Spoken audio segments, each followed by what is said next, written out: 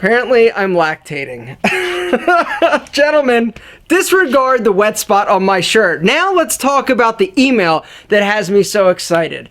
Apparently, I had an uncle in Zimbabwe I didn't know about who died and left me $500 million. Oh, yeah! Apparently, I'm loaded, or about to be, but... I did get that email, but that's not the email that I'm so excited about and the one that I'm here today to talk to you about. The one that I'm talking about and got me all pumped up was because it started with the subject, "You, sir, are not Alpha M, you are Alpha God." And he knows, and the reason, because he actually goes to Catholic school. So I was like, all right, this is pretty cool. Anyway, a few weeks ago, Noah emails me the first time. He says, "Yo, Alpha, I'm in high school and I really like this girl." I like where this is headed, gentlemen. "And I want to take her to my semi-formal this spring. But, there's a but, I'm too intimidated to ask her." Oh, Noah, why? This is why. "We never really talk, and I only have one class with her. My best friend knows her really well and says that she's really picky, and I don't stand a chance." You said, best friend? He said, dude, your best friend should have your back. He should be like, "Yo, Noah, you got this, man. Yo, seriously." Even though she may have said that you are a troll, it doesn't matter. Your best friend's your boy. He should be there encouraging you and supporting you. We'll get back to his ass in a second. But anyway, Noah finished the email up by saying, "I don't want to face rejection." None of us do, Noah, but sometimes it's inevitable. "But I want to get this girl. Any advice? Thanks, Noah." Now, before I get on with this email and my words of wisdom to Noah, I would like to address a very common phenomenon that is going on with Noah, but it also goes on with men and bros and buddies all around the world. It is a term you may have heard of. It's a term you may have been the victim of. It is the cock block. Derived from the Greek word coccus bloccus. What this is basically your buddies, right? Your so-called friends. They don't even have to be your friends. They can be associates, acquaintances. They basically try to prevent you from succeeding in your goal. And your goal a lot of times is actually approaching, talking to, getting a date, getting the number, getting a kiss from a girl. And they do this because A, they want to do it, and even if they've got a girlfriend and they don't necessarily want this for themselves, they don't want to see you succeed. Are they your friends? I guess that's open to interpretation. Now, normally, I try to stay away from relationship advice. I try and stay even further away from high school relationship advice because, man, it's tough. I don't want to say something that, as a 37-year-old makes sense, but to a 16 or 17-year-old, they do it, and the people around them are not necessarily in the same space or mind frame. It could turn out terribly. But I decided to shoot him a quick email and basically let him do with this what he wants. I said, "Nothing great ever happens because it was easy. Rejection only hurts for a minute, but regret lasts a lifetime. Aaron." Peace out, bro. Good luck with her. I didn't add that last part, but it would have been funny if I did. Now, I don't know who originally said that. I can't think of ever hearing it before, but I know I didn't come up with it because it's way too poignant and it's very insightful, and generally I don't have those thoughts very often.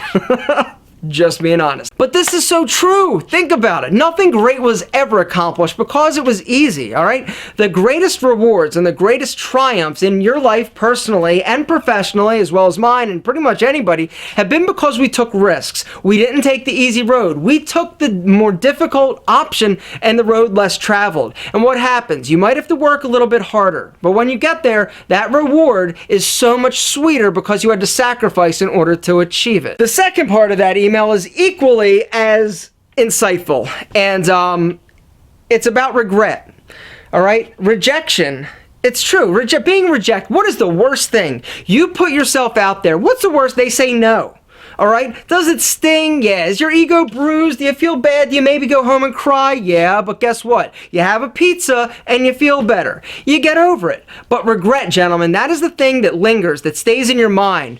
The risks that you failed to take because you were A, too scared, or just didn't have the confidence or courage to take that first step. These are the things that linger with you for a lifetime. I'm here to tell you it is the absolute truth. I try to live my life now that I'm older and wiser in the manner of I just go for it. If there's something that I want, something that I want to get, something that I want to achieve, I just go for it, all right? I may not think it out 100% before I go after it, and I might fail. But the fact is that I failed trying, and I don't have any regrets. I can't say to myself, I wonder what would have happened if. No, I took care of all the ifs. I know what happens if I didn't make it, but that's okay, because at least I'm not sitting there wondering what would have been. What could have been. Don't live with the regret. I'm telling you, it lasts a lifetime. So many people, actually my grandfather, for instance, you know, when I would talk to him before he passed away, he would talk to me about things that he wished he did, wish he accomplished, wish he tried.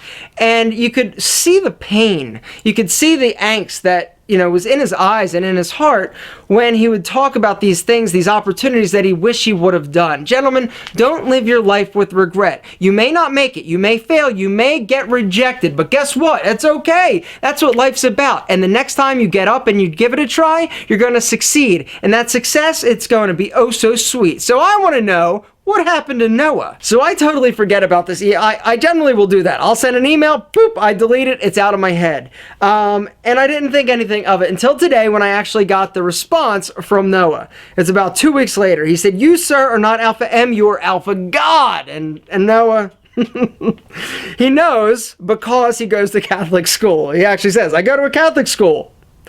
But sometimes we get to wear our own clothes. That day, I wore a nice sweater, a long sleeve button-down shirt with rolled up sleeves. I like where this is headed, Noah. My nicest jeans and belt, and my nicest boat shoes. Thanks for all the style advice, by the way.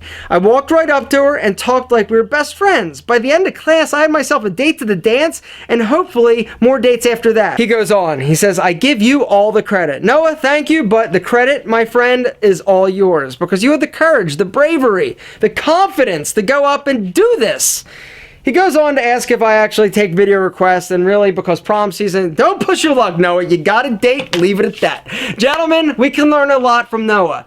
Take chances, take risks. Rejection, it only hurts for a second, but regret, it lasts a lifetime.